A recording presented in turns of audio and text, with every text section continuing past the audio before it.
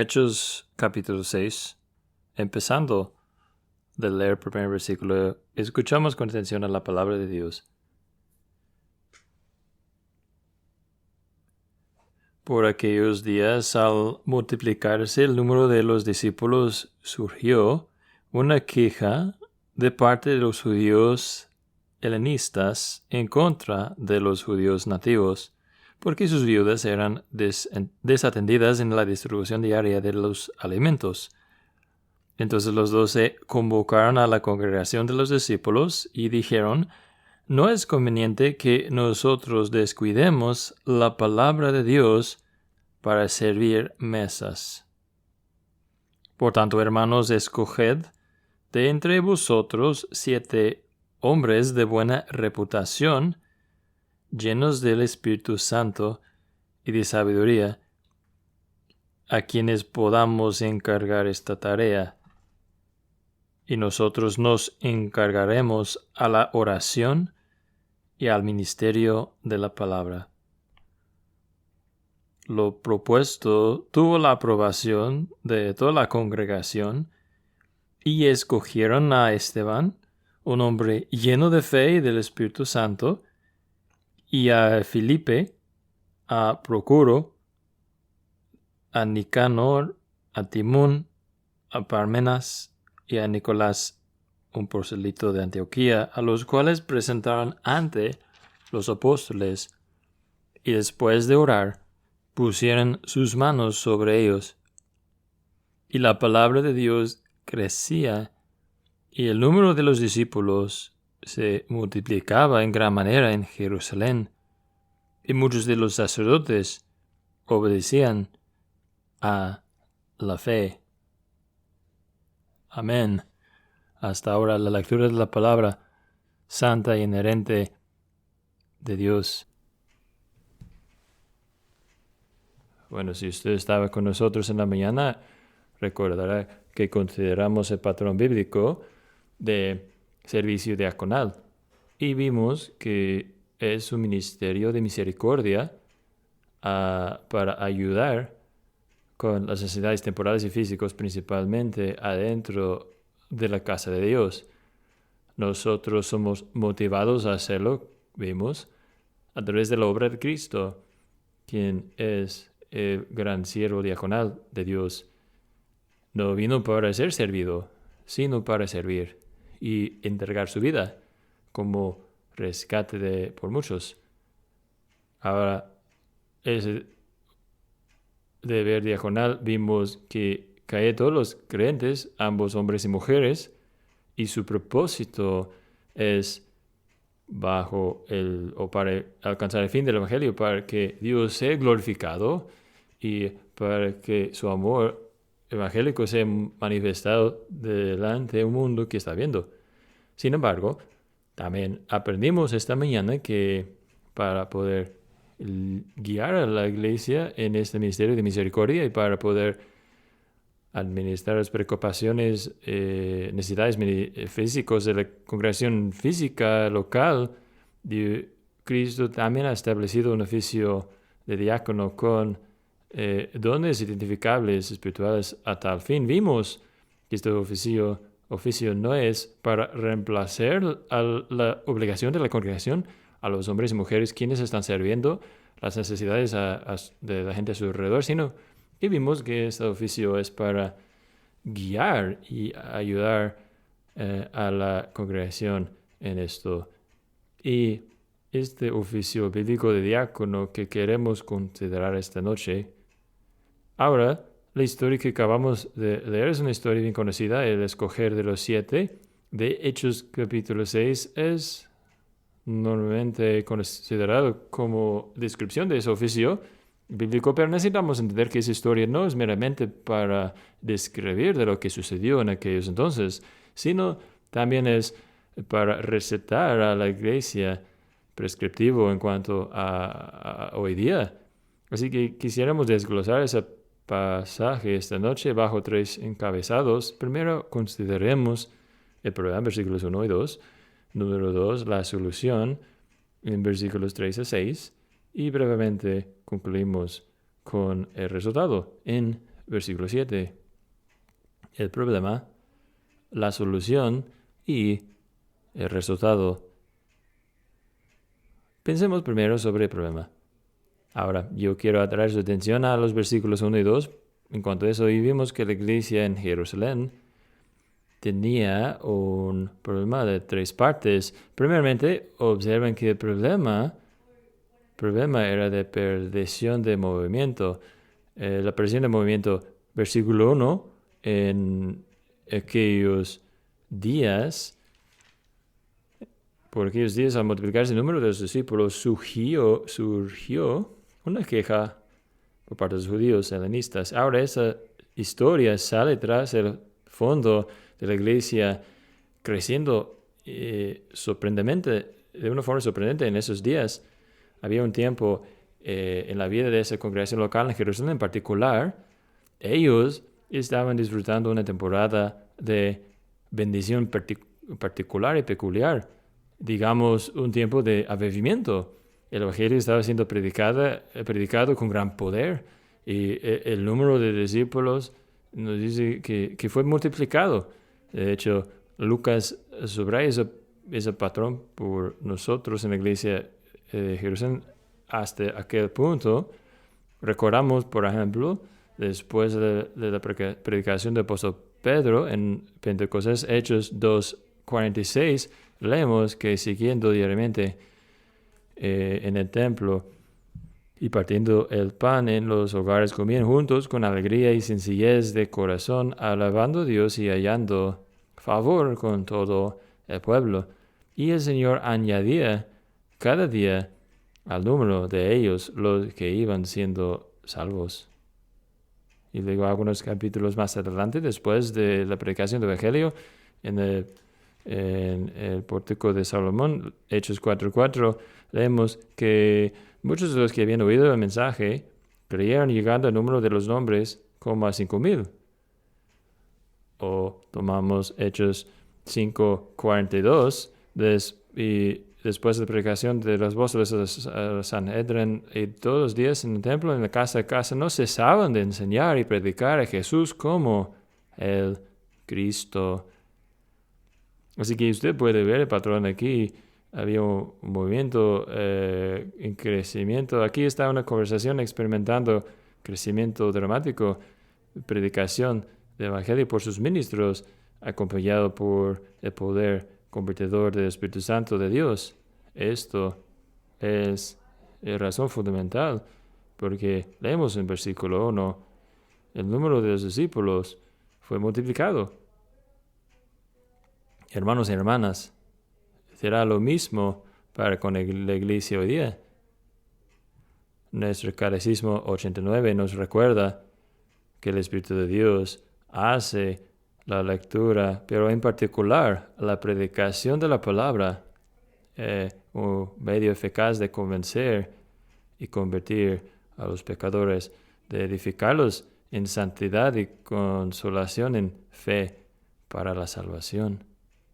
Pero mientras seguimos leyendo el contexto, vemos que la multiplicación de discípulos a través de la predicación no fue el único parte de la vida congregacional en la iglesia que menciona Lucas. Si vemos a Hechos 4:32, vemos la multitud de ellos quienes crean. Tenían un solo corazón y un solo alma. Y nunca decía ser suyo lo que poseía, sino que todas las cosas eran de propiedad común. Versículo 34. No había pues ninguna necesidad entre ellos, porque todos los que poseían tierras o casas las vendían, traían el precio de lo vendido y lo depositaron a los pies de los apóstoles y se distribuían a cada uno según su necesidad. O tomamos Hechos 14:15. Versículo 14, y más creyentes en el Señor, multitud de hombres y mujeres se añadían constantemente al número de ellos. Así que usted puede tener la idea aquí, puede imaginar el ánimo de la conversación, congregación.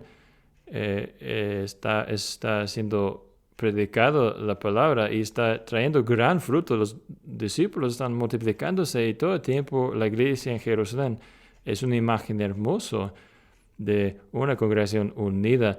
Leemos que tenía un solo corazón y un solo alma, ni tampoco había nadie que faltaba. Todos estaban de la misma mente. No, una imagen, retrato hermoso de una congregación. Es una congregación, observamos, que está siguiendo el patrón bíblico de servicio diaconal, en que estamos pensando esta noche. Cada miembro alcanzando para ayudar a los necesitados. Es una imagen maravillosa de lo que cada congregación local debe esforzarse a hacer por la gracia de Dios. Pero luego algo sucede. Y es algo que amenaza a esa imagen, retrato ideal. Leemos desde la nada en versículo 1. Se levantó, sufrió una queja. Sufrió una queja. Es una palabra fuerte en el griego. Se usa en el Septuaginta de las quejas, murmuras de los israelitas en el desierto. Hay un volcán de descontentamiento amenazando de explotarse y frenar el movimiento y de la iglesia. Habían sido amenazados desde fuera una y otra vez por las autoridades, pero ahora vemos lo peligro de amenaza viene desde dentro ahora. Y amigos míos, en muchas formas esto es un peligro más grave para la unidad, a la unidad de una iglesia, aún más peligro de persecución externa, pero es algo que tuvo que ser contestado con urgencia para poder ganar el movimiento, algo que amenaza ser una gran distracción a la predicación evangélica, el ministerio que gana almas de los apóstoles, y esto es, número 2, bajo ese encabezado, el problema de miembros pasado por alto, el problema de perder el movimiento, pero también el problema de pasar por alto a ciertos miembros. Vemos otra vez la segunda mitad del primer versículo. Surgió una queja de parte de los judíos helenistas en contra de los judíos nativos porque sus viudas eran desatendidas en la distribución diaria de los alimentos. ¿Qué está sucediendo aquí?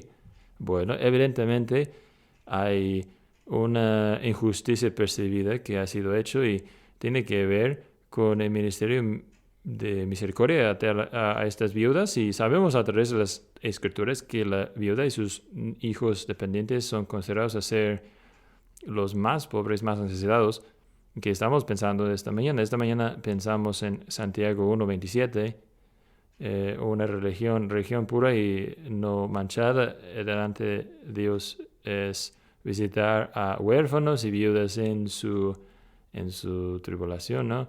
Y la palabra ahí traducida viuda es literalmente como que ellas quienes han tenido perdidos, los quienes han perdido su esposo y los quienes son sin forma de poder sobrevivir, a menos que fueran independientemente ricas. Las viudas en el primer siglo enfrentaban destitución. Vimos en la mañana que fue tirada mucha tinta para proveer por viudas en el Nuevo Testamento. Leemos en muchas partes, por ejemplo, 1 Timoteo 5:8, como es principalmente la responsabilidad de sus familias para cuidarlas. Si alguien no proporciona por los suyos, y especialmente los de su propia casa, su propio hogar, él ha negado la fe y es peor que un incrédulo. Pero no es simplemente la responsabilidad de sus familiares, sino también es la responsabilidad de la congregación local. 1 Timoteo 5:16, si un hombre, mujer creyente tiene viudas que ellos le ayudan y no dejan a la iglesia sean sobrecargados para que, es decir, la iglesia puede aliviar o ayudar a ellos quienes son en realidad viudas, es decir, a ellas quienes verdaderamente no tienen a nadie para proporcionar el cuidado que ellas tienen y necesitan. Yo sé que algunos de ustedes aquí esta noche están cuidando más bien a familiares mayores de edad. Es un trabajo muy pesado, un trabajo muy no desagradable, estresante, no conveniente. Amigos míos, es un trabajo que está cerca al corazón de Cristo. Está cerca al corazón de Cristo. Cristo, recordamos, atacó a los fariseos por haber invocado la regla de Corbán para evitar esa responsabilidad en Marcos 6, 7, 6 y adelante. Y él mismo, por si no, por su propia mamá viuda desde la cruz en Juan 19, 25. Así que esto no es solamente algo de afuera o no, de menos importante en Hechos 6. No es un caso anticuado, va hasta el corazón de qué es ser un cristiano y qué es parecer la iglesia. Y ven, es por eso que la iglesia en Jerusalén en este libro muestra algo increíble, algo maravilloso a estas hermanas en Cristo por hacer por ellas, que Lucas lo llama una distribución diaria, en versículo 1. Literalmente en el griego, la diaconía diaria, el servicio diaconal diario fue dado a ellos, y el hecho de que fuera diario indica que esa era una provisión de necesidades diarias, comida, agua, dinero, otras cosas, necesidades temporales para poder sobrevivir. Es algo maravilloso. Pero ven, algunos de esas viudas estaban perdiendo. La versión internacional dice que fueron pasadas por alta. Ahora, si fuera el caso de algo accidental o pasar por alto accidental o intencional, no nos dice, refiriéndose al pasado étnico aquí, puede ser que sugiere algún prejuicio. Es posible. Los grupos en este grupo en particular son llamados hebreos y helenistas, es decir, los cristianos del área local, pero también los inmigrantes cristianos que hablar griego. De todos modos, tenemos creyentes locales quienes están pasando por alto a sus vecinos inmigrantes, y cuando cualquier miembro de la congregación se siente que él o ella está siendo pasado por alto por cualquier razón, eso con prisa, rapidez, llega a ser una fuente de conflicto. Así que la iglesia en Jerusalén tiene un problema. Es el problema de perdición de movimiento, de avanzamiento. Es el problema de tener miembros pasados por alto. Pero la tercera parte del problema, vinculado con la primera parte, es el problema de ministros distraídos. El problema de ministros distraídos. Ven conmigo al versículo 2. Entonces los 12 convocaron a la congregación de los discípulos y dijeron: no es conveniente que nosotros descuidemos la palabra de Dios para servir mesas. Misma razón para ver el avance grande que estaba viendo la iglesia, la predicación llena del Espíritu Santo de Dios, no estaba siendo distraído o parado por causa de ese problema con los viudos. Ellos dijeron: no es deseable para que nosotros, no es conveniente para nosotros que descuidemos o dejamos a la palabra de Dios para servir a mesas.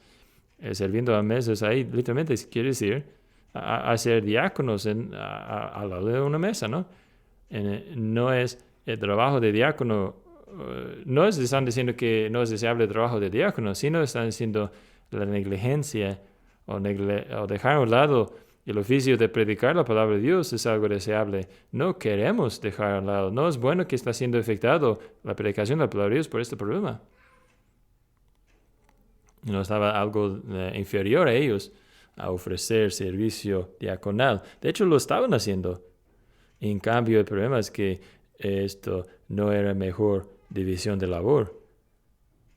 Y yo creo que no les sorprenda a nadie de ustedes, ninguno de ustedes, que los pastores muchas veces son distraídos de su trabajo, distraídos de sus estudios, No es sorprendente que los pastores muchas veces se quedan cansados. Y cuando les sucede esto, muchas veces es porque están haciendo demasiado ministrar que puede ser delegado a otros. No necesariamente puede ser porque ellos no sepan cómo delegar. Puede ser porque hay ellos en la congregación quienes han sido dados dones para servir. Y esos dones tienen que ser reconocidos. Esos hombres, mujeres, esas personas más bien tienen que ser asignados al trabajo que Dios le ha dado que hacer, Cristo le ha dado que hacer. Así que tenemos la negligencia de los viudos con razón, claro, pero también tenemos la negligencia de la predicación de la palabra de Dios porque los apóstoles estaban tan ocupados con las nuevas demandas de este ministerio misericordioso a las viudas. O decirlo de otra forma, el problema en esta iglesia era avance o momento perdido por causa de miembros pasados por altos que en turno resultó en ministros distraídos. Así que, ¿qué era la solución? La solución al problema, bueno, es nuestro segundo punto de esta noche. La solución al problema se encuentra en versículos 3 a 6. Y la solución a aquel problema en aquellos entonces como hoy era el oficio del diácono. Versículo 3, por tanto, hermanos, escoged de entre vosotros 7 hombres de buena reputación, llenos del Espíritu Santo y de sabiduría, a quienes podamos encargar esta tarea. Nosotros nos entregaremos a la oración y al ministerio de la palabra. Lo propuesto tuvo la aprobación de toda la congregación. En versículo 2, vimos que los apóstoles, funcionando como los ancianos de esa iglesia local, habían llamado a la multitud de los discípulos y ahora estamos viendo por qué. ¿Por qué hicieron eso? Llamaron a todos, hicieron una reunión congregacional. Hicieron una reunión congregacional para tener una elección de diáconos, como esta congregación nuestra va a ser. Hay 3 cosas distintas que observar aquí también. Primeramente, observemos la elección de los diáconos mismos. Lucas nos dice el procedimiento, de hecho, que fue empleado por los apóstoles. Vemos, primeramente, él dice, busquen, escoged más bien de entre vosotros. Escoged de entre vosotros. Los ancianos estaban supervisando, pero la congregación escogió a sus diáconos. Era su trabajo de buscar o escoger a ellos. Y ven que los ancianos aquí, de hecho, no nominaron o sugirieron a candidatos que la congregación diga, diciendo, esos son los hombres que queremos, vayan a votar por ellos. No, lo que hicieron ellos. Los ancianos lo dejaron al discernimiento de la congregación para averiguar, escoger quién tenía las calificaciones y quién no. Fueron dados una votación libre, pero también un voto informado. Ellos fueron dichos a escoger a 7 hombres de buena reputación. La palabra traducida aquí de reputación es el verbo martere.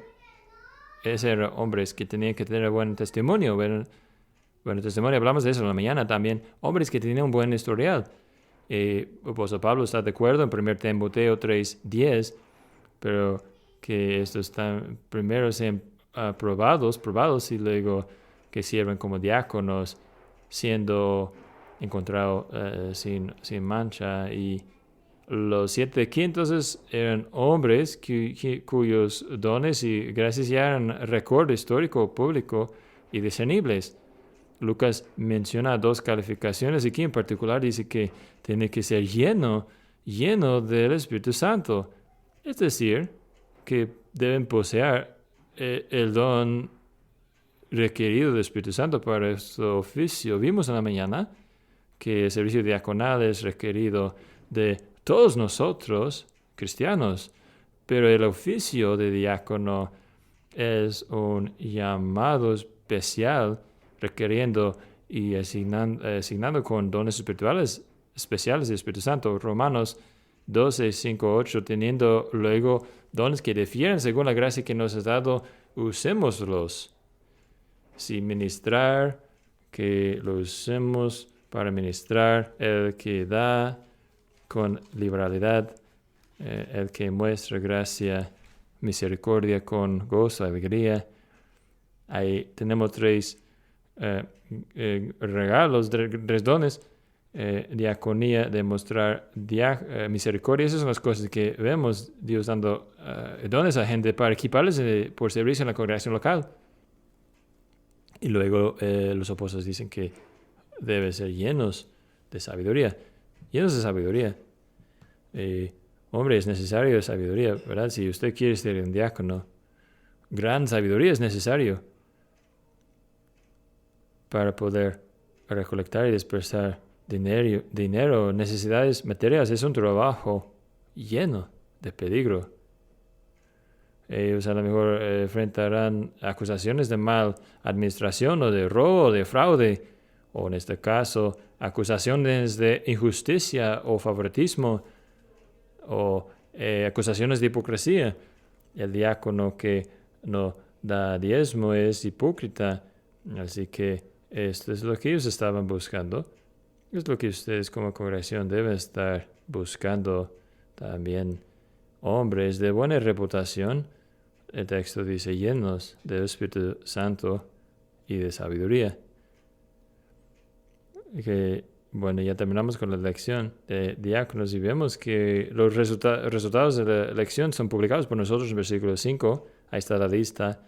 Escogieron a Esteban un hombre lleno de fe y del Espíritu Santo, y Filipe, a Procuro y Nicano y Timón, a Parmenas y Nicolás, un prosélito de Antioquía. 7 hombres bien calificados. Y es interesante que todos los 7 tienen nombres helénicos, ¿no? Un resultado de gran ánimo, no hablaba volúmenes en cuanto a su discernimiento de los miembros de votación. Eso para asegurar que las viudas helenistas en particular ya no estarían pasados por alto. Así que la elección de diáconos, pero el texto también nos dice un poco sobre la función de los diáconos. Ven que hay un contraste importante en el texto.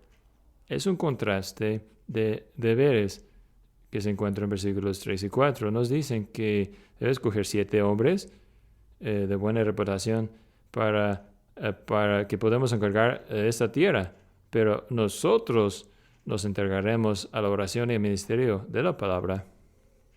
¿Ven el contraste ahí en estas palabras?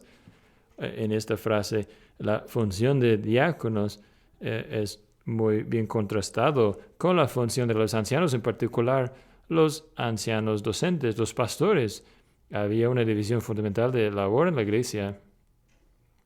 Observen que la congregación hizo la elección, pero fueron los ancianos quienes supervisaban, administraban su ordenación y en su instalación. Ellos dijeron, ustedes buscan 7 hombres que podemos asignar o encargar de este asunto. El directorio del gobierno de la iglesia resume por nosotros, dice, los diáconos no tienen poder legislativo o ejecutivo. Su trabajo completamente es administrador, sujeto a la dirección de la sesión y sensible a la consejería de la congregación. O como dice aquí en versículo 3, diáconos son asignados sobre este asunto, estos asuntos del ministerio de misericordia, una pluralidad de diáconos, varios diáconos funcionando juntos, pero tienen que responder a los ancianos. Los diáconos son las manos y pies de Cristo para ministrar a la iglesia y sus asuntos materiales. Leen los evangelios y usted no puede evitar el hecho de que Jesucristo siempre parece que está encontrando a los pobres y necesitados, los enfermos y lastimados, los lamentados y los enfermos. No es casualidad. Él es omniscífero, como hablamos en la mañana. Él buscaba a esas personas. Él, viendo a un cuarto, es la primera persona que encontraría a Jesús. Y él trajo sanación a ellos. Y trajo consolación a ellos. Y como Jesús, los diáconos son personas cuyas antenas espirituales siempre están levantados. No es casualidad que ellos siempre estén junto con los enfermos, los pobres, los necesitados. Es su oficio eso. Eso es lo que hacía Jesús. Eso es lo que hacía Jesús. Pero luego, a contraste, los ancianos, en particularmente los ancianos docentes en vista aquí, deben entregarse continuamente a la oración y al ministerio de la palabra.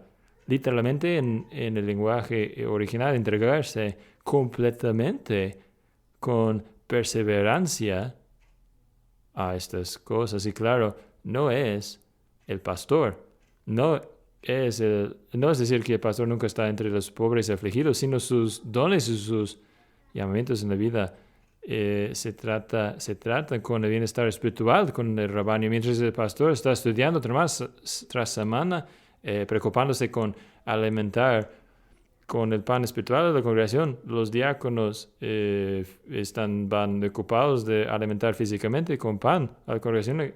Entonces los diáconos existen para, en parte, librar a los pastores a hacer su trabajo de pastorear, si son los pastores gobernantes para pastorear y proteger el rebaño, o pastores docentes, ancianos pero docentes, quienes estaban predicando el Evangelio, la palabra de Dios. Y como alguien lo dice, Lucas 24:15, así desde el cielo, Cristo sigue esas dos partes del ministerio terrenal a través de los dos oficios de la iglesia, como Cristo en la tierra y andaba enseñando del reino. Cristo desde el cielo sigue enseñando y gobernando a través de los ministros y ancianos. Y igual como Cristo en la iglesia andaba haciendo bien, sanando y mostrando misericordia, así Cristo desde el cielo sigue a través de los diáconos hacer lo mismo, realizando las obras de misericordia. Así que, amigos míos, ambos oficios de la iglesia de Cristo Jesús, los ancianos y los diáconos, son dados dones para su oficio, son asignados esferas de servicio en el ministerio de la congregación local. Lo más importante de todos es el método de Jesús. Es Jesús quien hoy, esta noche, está sentado a la diestra del Padre, continuamente está haciendo bien, y lo hace a través de los diáconos, y sigue predicando el Evangelio como nuestro profeta, y lo hace a través de sus ancianos. Es interesante que en versículo 4, el ministerio de la palabra, esta palabra aquí literalmente quiere decir la diaconía de la palabra. La diaconía de la palabra, tenemos miembros que tienen sus esferas respectivas de servicio diaconal. El diácono tiene su diaconía de mesas y el anciano tiene una diaconía de la palabra. Un ministerio de necesidades ministeriales y un ministerio de necesidades espirituales. Y lo vemos, eso es lo que hace la congregación local aquí en Jerusalén, lo que llegó a ser una iglesia imbalanceada que alimentaba almas, pero pasaba parte de cuerpos, pero luego llegó a ser una iglesia balanceada, conocida a ser ambos. Ellos oraban a los dos oficios complementarios de anciano y diácono. La elección de diáconos y la función de diáconos, y vemos también la ordenación de diáconos en versículo 6, a los cuales presentaron ante los apóstoles y después de orar, pusieron sus manos sobre ellos. Ponerse en manos representa, claro, la conferencia de autoridad para ministrar, aun si el oficio no es uno que ejercite gobernar en la iglesia local, también representa una entrega de dones del Espíritu Santo para realizar tareas a que Cristo, el Rey de la iglesia, ha asignado a ellos, y el poner manos representa un diácono había sido elegido personalmente por Jesucristo por tal papel en su iglesia. De hecho, es nombrado personalmente en la oración de ordenación aquí. yo te ordeno, Esteban, al oficio de diácono, yo te ordeno, Filipo, al oficio de diácono, a Procoro, y etc. Pero también representa la solemnidad de la carga, como una carga que viene desde el rey mismo, y no de los hombres. Meramente la solemnidad viene en la ordenación, los votos de ordenación por los diáconos elegidos que pondría sobre sí mismo. Leemos en la directoria de gobierno de nuestra denominación: usted prometa en su fuerza a vivir una vida santa y ejemplar, a estudiar y promover la pureza, paz, unidad y progreso de la Iglesia, a guiar la congregación en el ministerio de misericordia, a practicar la gracia de administración espiritual, cultivarla en la congregación y tratar al dinero del Señor en una forma eficaz y irreprochable. La solemnidad de la carga. Si usted es nominado, finalmente le llega el llamado de un anciano: quiero avisarte que he sido nominado. Piensa en la solemnidad. Piensa en la solemnidad de lo que está usted siendo pedido a hacer. ¿Qué es lo que vemos aquí entonces? ¿Qué es lo que vemos? Hemos visto el problema de movimiento, avanzamiento perdido. Hemos visto también el problema de miembros, ministerios distraídos y miembros pasados por altos, pero la solución es la elección y la función y ordenación de diáconos. Qué don increíble y vital son los diáconos a la iglesia. Entonces, ¿qué es lo que debemos hacer con el resultado? Bueno, la historia tiene un fin muy feliz, ¿no? Y es dado finalmente brevemente en versículo 7. Y la palabra de Dios crecía, y el número de los discípulos se multiplicaban en gran manera en Jerusalén. Y muchos de los sacerdotes obedecían a la fe. Ven que la congregación, su atmósfera fue desde queja a estando todos de acuerdo. Y fue evitado el desastre, una división. Llegó en cambio a ser una expresión de solidaridad y unidad. El establecimiento de diaconía, servicio diaconal, restauró la coinonía, la comunión rota en la congregación aquella. Lo más importante de todo, restableció la martiría de la congregación o su testimonio en la ciudad en que ellos se encontraban. Leemos, y luego la palabra de Dios crecía.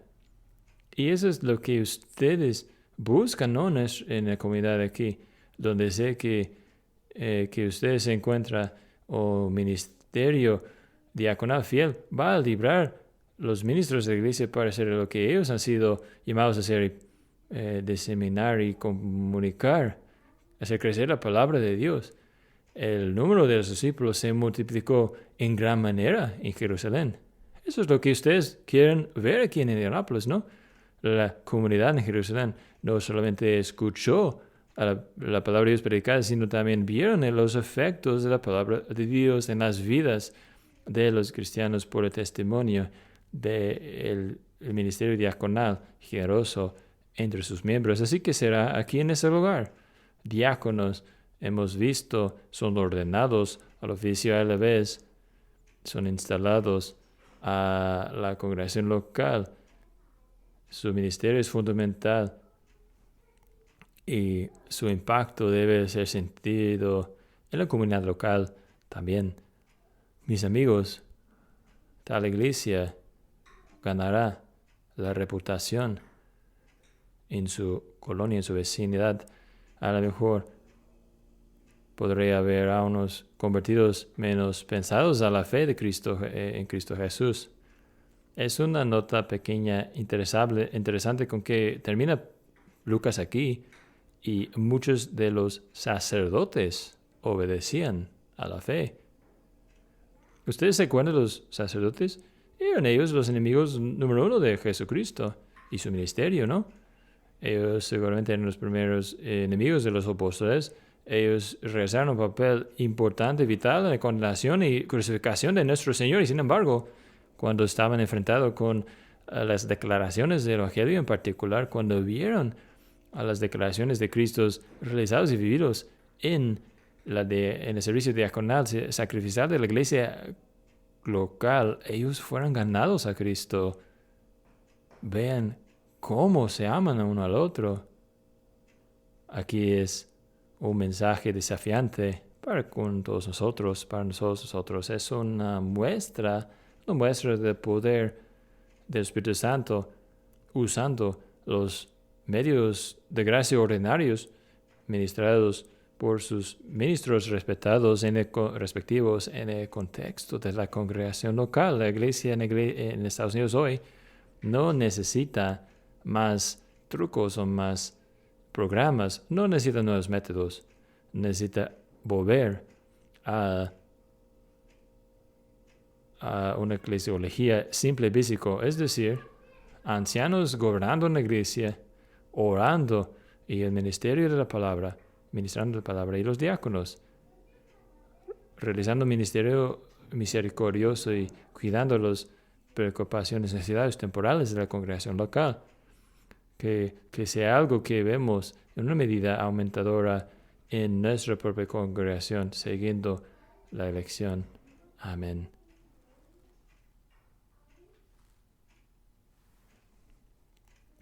Unimos nuestros corazones en la oración. Oremos.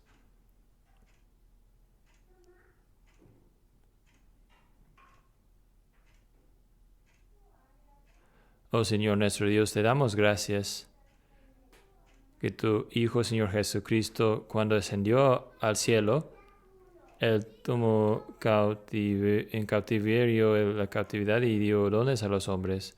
Y somos tan agradecidos, felices, Espíritu Santo, por los dones que tú das y mucho de tu gente, tanto de tu gente, para que te sirvan en oficio, en los cortes de la casa del Salvador. Te damos gracias, Señor, por los ancianos. Te damos gracias, Señor, por su ministerio de oración y de gobernar en tu casa y del ministerio de tu palabra. Y te damos gracias esta noche por los diáconos. Te damos gracias, oh Señor, por ellos quienes han servido en esas capacidades por muchos años. Te damos gracias, oh Señor Dios, por ellos quienes apartarás a este oficio de diácono, y pedimos, oh Señor nuestro Dios, que te agrade a colocar sobre sus corazones la carga de solemnidad y también el gozo de servir en los cortes de tu casa.